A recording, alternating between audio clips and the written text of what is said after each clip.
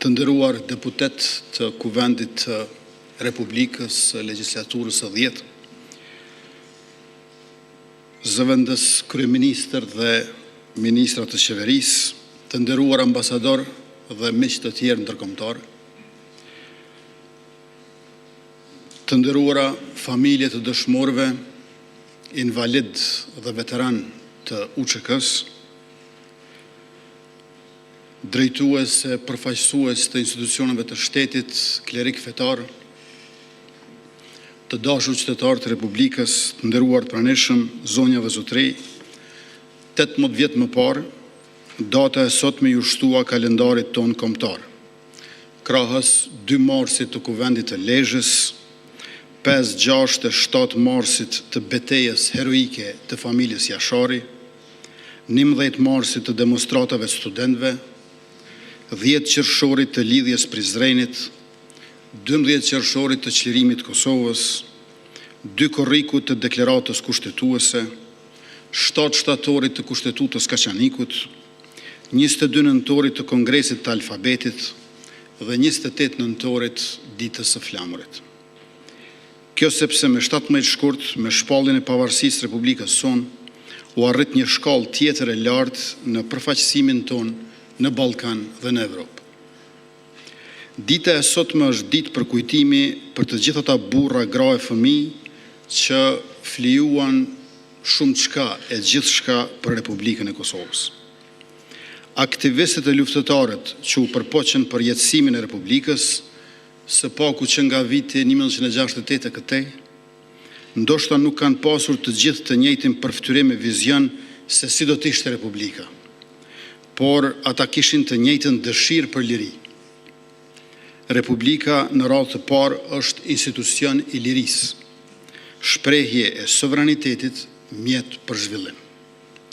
Prandaj, kur vjen fjala të Republika dhe sovraniteti, ne nuk mund të lëshojmë pe, sepse nuk bëjmë dot kompromis me lirinë dhe me zhvillimin. Ne i kujtojmë përftyrimet dhe vizionet e parealizuara të aktivistëve dhe të luftëtarëve që e kanë dëshiruar Republikën, sepse pas sakrificën e tyre nuk do ta kishim shtetin ton dhe mua to na frymëzojnë e na orientojnë për ta forcuar edhe më shumë atë. Ne kujtojmë sot qëndresën paqësore të viteve 1990 dhe ne kujtojmë sot ushtrinë çlimtare të Kosovës. Ne përkulemi me nderim para dëshmorëve dhe përpiqemi që ta ruajmë dhe ta lartësojmë Republikën tonë edhe në emrin e tyre. Ndërsa kujtojmë datën e shpalljes së Republikës, brengosemi që krerë të ushtrisë shqiptare të Kosovës e të Republikës Kosovës po akuzohen padrejtësisht sepse ata guxuan të marrin armët për liri kundër shtypjes një shekullore dhe kundër një regjimi gjenocidal. Akuzat e prokurorisë speciale në Hag për krime kundër njerëzimit nuk qëndrojnë. Ato nuk marrin parasysh kontekstin historik e politik të luftës sonë çlirimtare, së cilës ja detyrojmë lirinë e sotme.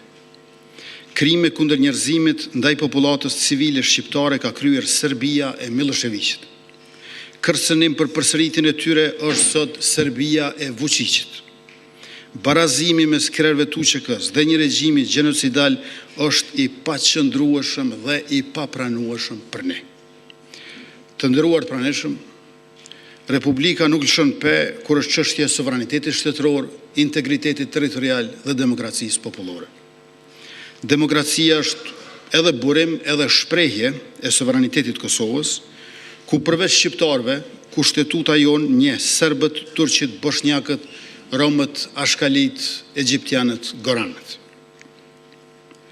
Të gjithë janë pjesë e popullit të Kosovës dhe marrin pjesë në zgjedhjet demokratike, në institucionet zyrtare dhe në jetesën e përbashkët duke respektuar ligjin dhe të drejtat e njëri tjetrit.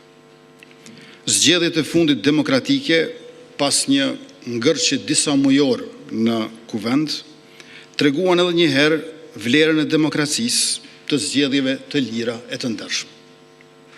Republika nuk detyrohet së jashtme me imponim e dhunë, por ndërtohet së brendshme me punën tonë të përbashkët. Qeveria e re do të vazhdojë angazhimin për zhvillimin ekonomik, për fuqizimin e sigurisë dhe për thellimin e arsimit të kulturës. Ekonomi do të thotë prodhim e mirëqenie shoqërore, siguri do të thotë mbrojtje e rend publik, arsim e kulturë do të thotë inteligjencë e kapital njerëzor. Për ta thënë me një formulë, ne do të mbrojmë prodhimin inteligjent. Kështu do të konsolidojmë rritjen ekonomike dhe do të jemi më konkurrues në rajon e mëzgjerë. E kjo do e mos e shoqëruar me rritjen e mirëqenies shoqërore dhe me rritjen e kapaciteteve mbrojtëse të forcës sigurisë Kosovës. Pas liberalizimit të vizave me zonën Schengen, tani pasaporta e shtetit ton është më e fortë se kur më parë. Por renditemi gjithnjë më lartë në listimin ndërkombëtar përsa i përket sigurisë, demokracisë, të drejtave e lirive, sundimit të ligjit, mirëqenies, klimës për investime të huaja direkte e të tjera. Të nderuar pjesëmarrës, kur u miratua plani i Ahtisarit, në bazë të cilit u shpall pavarësia e Kosovës, bota kishte tjetër pamje dhe kufizimet që na viheshin për të drejtën tonë për vetëvendosje, mendohej se do të kompenzoheshin sa me transformimin evropian të Serbisë, aq edhe me përfshirjen e shtetit tonë në sistemin kolektiv euroatlantik.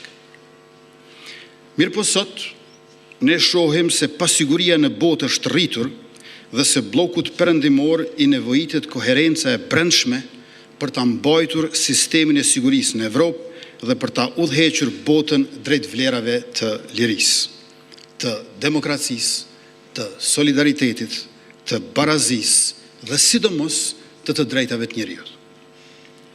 Ndryshimet në mjedisin ndërkombëtar janë të pashmangshme dhe ndonjëherë të paparashikueshme. Në anën tjetër, fqinji ynë verior, Serbia, i do veç se eurot nga Evropa, por se orientimin e ka të Kremlini. Prandaj nevojitet që të forcojmë edhe më tej shtetësinë e Kosovës, demokracinë dhe aleancat me shtetet perëndimore, dhe me ato shtete fqinje që kanë të njëjtat vlera e interesa sikurse ne. Për fat të mirë, në konferencën e sigurisë në Munich, para pak ditësh, ku mora pjesë si përfaqësues i Kosovës, Shtetet e Bashkuara të Amerikës dhe shtetet evropiane konfirmuan se vlerat euroatlantike mbeten të njëjta, po ato vlera që ne i kemi të shkruara në kushtetutën tonë. Ne jemi të vendosur të vijojmë rrugën tonë të integrimit në NATO dhe në Bashkimin Evropian, si dhe të antarësimit në Këshillin e Evropës. Ne jemi të gatshëm që të japim kontributin që na takon për fuqizimin dhe reformimin e sigurisë kolektive në rajonin tonë dhe në Evropë, siç kemi bërë edhe më parë. Për këtë do të vijojmë të mbështetemi të Shtetet e Bashkuara të Amerikës, të Gjermania, të Britania e Madhe, të Turqia, Franca e Italia, Kanadaja e Japonia. Sikurse që do të kultivojmë marrëdhëniet dhe bashkëpunimin edhe me shtetet të tjera. Do të bashkëpunojmë edhe me shtetet evropiane që ende nuk e kanë njohur Republikën e Kosovës si shtet pavarur. Sikurse do të përpiqemi që të sigurojmë Kosovës njohje të reja anë mban botës, në mënyrë që të antarësohemi në organizata ndërkombëtare siç na takon si shtet sovran e demokratik që jemi. Në rajonin e Ballkanit Perëndimor mbetet kyç bashkëpunimi me Republikën e Shqipërisë, si dhe me Republikën e Maqedonisë Veriut dhe me Republikën e Malit Zi, shtete ku jetojnë pjesë të kombit shqiptar. Aleanca e mbrojtjes me Shqipërinë dhe Kroacinë është një element më shumë në sigurinë dhe paqen rajonale, demokratike, përballë faktorëve destabilizues.